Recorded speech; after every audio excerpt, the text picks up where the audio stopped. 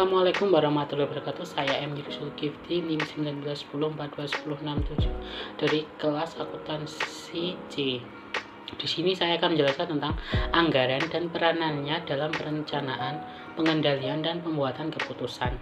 Ada beberapa pendapat tentang pengertian anggaran, yaitu menurut Hazen and Mauven, anggaran merupakan alat untuk perencanaan yang menyatakan pendapatan dan biaya untuk periode 1 tahun dan berfungsi sebagai alat bagi pihak manajemen untuk mengadakan penilaian hasil-hasil yang telah dicapai.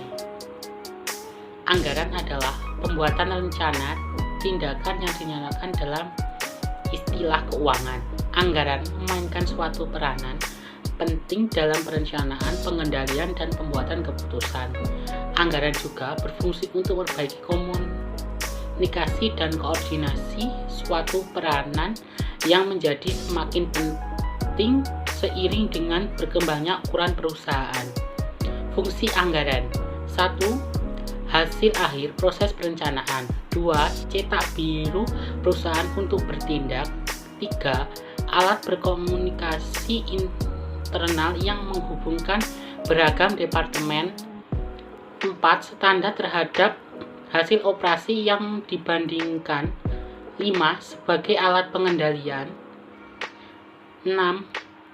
Memotivasi manajemen untuk bertindak berkonsisten.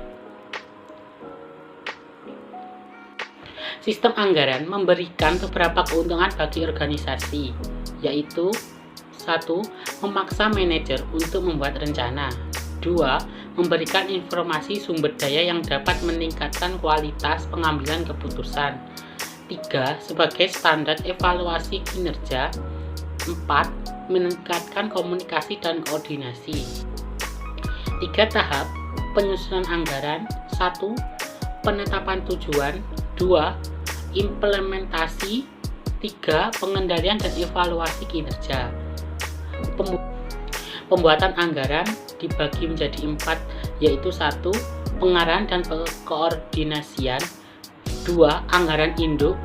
3. Pembuatan anggaran operasi. 4. Pembuatan anggaran keuangan. Sekian dari saya. Wassalamualaikum warahmatullahi wabarakatuh.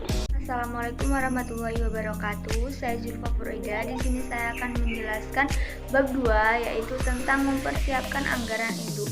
Anggaran induk itu sendiri yaitu memiliki arti rencana keuangan komprehensif bagi organisasi keseluruhan. Dan juga anggaran induk ini biasanya dilakukan selama 1 tahun sesuai dengan tahun fiskal perusahaan. Anggaran induk itu sendiri dibagi menjadi 2, yaitu anggaran operasional dan juga anggaran keuangan. Anggaran operasional atau operational budget yaitu mendeskripsikan aktivitas yang menghasilkan pendapatan bagi perusahaan seperti penjualan, produksi, dan persediaan barang jadi. Sedangkan anggaran keuangan atau financial budget itu merinci aliran masuk dan keluar kas serta posisi keuangan secara umum. Anggaran operasional terdiri dari perkiraan laba dan rugi dan disertai dengan laporan pendukung. Sebagai berikut, yaitu 1. Anggaran penjualan adalah proyeksi yang disetujui oleh komite anggaran yang menjelaskan penjualan yang diharapkan dalam satuan unit dan uang. Yang kedua, yaitu anggaran produksi, menjelaskan berapa banyak unit yang harus diproduksi untuk memantau kebutuhan penjualan dan memenuhi kebutuhan persediaan akhir. Yang ketiga, yaitu anggaran pembelian bahan baku, yaitu menyatakan jumlah dan biaya bahan mentah yang dibeli tiap periode. Jumlahnya tergantung pada perkiraan penggunaan bahan baku dalam produksi dan persediaan bahan mentah yang dibutuhkan perusahaan. Yang keempat, yaitu anggaran tenaga kerja langsung, yaitu menunjukkan total jam tenaga kerja langsung yang dibutuhkan dan biaya yang berhubungan dengan jumlah unit dan anggaran produksi. Yang kelima, yaitu anggaran overhead, yaitu menunjukkan biaya yang diharapkan dari semua komponen produksi tidak langsung. Yang keenam, anggaran beban penjualan dan administrasi, yaitu menguraikan pengeluaran yang direncanakan untuk aktivitas non-produksi.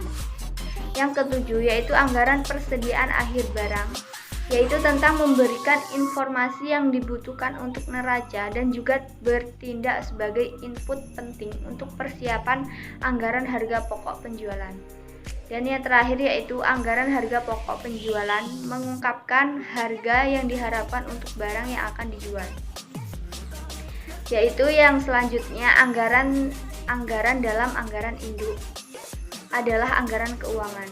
Anggaran keuangan meliputi anggaran kas, anggaran pengeluaran untuk barang modal, dan laporan neraca yang dianggarkan. Anggaran kas hanyalah saldo awal dalam akun kas, plus menerima yang diantisipasi, minus pengeluaran yang diantisipasi, plus atau minus pinjaman yang diperlukan. Neraca yang dianggarkan menyajikan saldo akhir aktiva, kewajiban, dan akun modal jika rencana yang dianggarkan berjalan sesuai rencana. Assalamualaikum warahmatullahi wabarakatuh.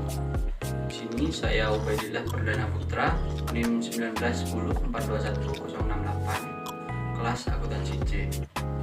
Di sini saya akan menjelaskan tentang menggunakan anggaran untuk evaluasi kinerja. Anggaran yang memungkinkan suatu perusahaan untuk menghitung pergi statis tergantung pada tingkat aktivitas tertentu, maka anggaran statis ini tidak terlalu berguna untuk menyiapkan laporan kinerja. Anggaran fleksibel adalah anggaran yang memungkinkan suatu perusahaan untuk menghitung perkiraan biaya dalam suatu tingkat aktivitas. Suatu sistem anggaran mengalami kesuksesan tergantung pada seberapa serius faktor manusia dipertimbangkan. Guna menghindari perilaku disfungsional, organisasi seharusnya menghindari anggaran yang terlalu menekan sebagai mekanisme pengendalian. Terdapat dua dimensi dalam penganggaran, yaitu yang pertama, bagaimana anggaran dibuat. Yang kedua, bagaimana anggaran digunakan untuk mengimplementasi rencana organisasi. Langkah-langkah menyusun anggaran, yaitu menentukan tujuan jangka pendek. Langkah-langkah menyusun anggaran. Yang pertama yaitu menentukan tujuan jangka pendek. Yang kedua, tujuan disesuaikan dengan sumber daya. Yang ketiga, anggaran harus disusun, disetujui, kemudian dikomunikasikan. Yang keempat, pengendalian dengan membandingkan hasil dengan tujuan yang telah dianggarkan. Sekian presentasi dari saya, kurang lebihnya mohon maaf. Assalamualaikum warahmatullahi wabarakatuh. Assalamualaikum warahmatullahi wabarakatuh. Nama saya Nurda'iyah Hasana, NIM 19104211069. Di sini saya akan menjelaskan tentang anggaran berdasarkan aktivitas.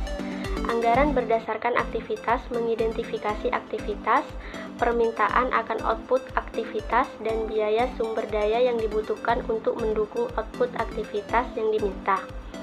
Perbedaan prinsip dalam pendekatan berdasarkan aktivitas adalah daftar terinci atas aktivitas perkiraan biayanya dalam kategori overhead, penjualan, dan administrasi.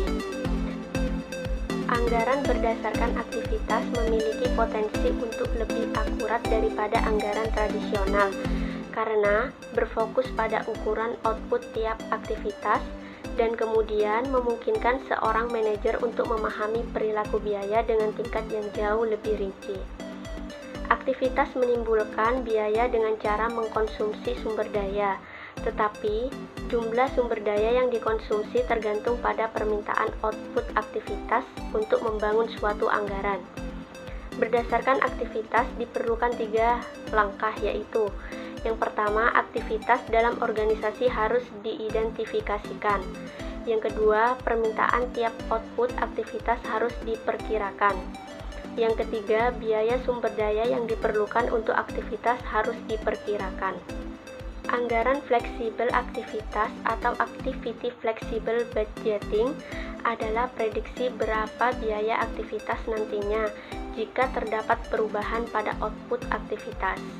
Analisis varians dalam suatu kerangka kerja aktivitas memungkinkan perbaikan dalam pelaporan kinerja anggaran tradisional. Hal ini juga meningkatkan kemampuan untuk mengelola aktivitas. Anggaran fleksibel aktivitas juga lebih akurat karena menggunakan rumusan biaya yang tergantung pada ukuran output tiap aktivitas.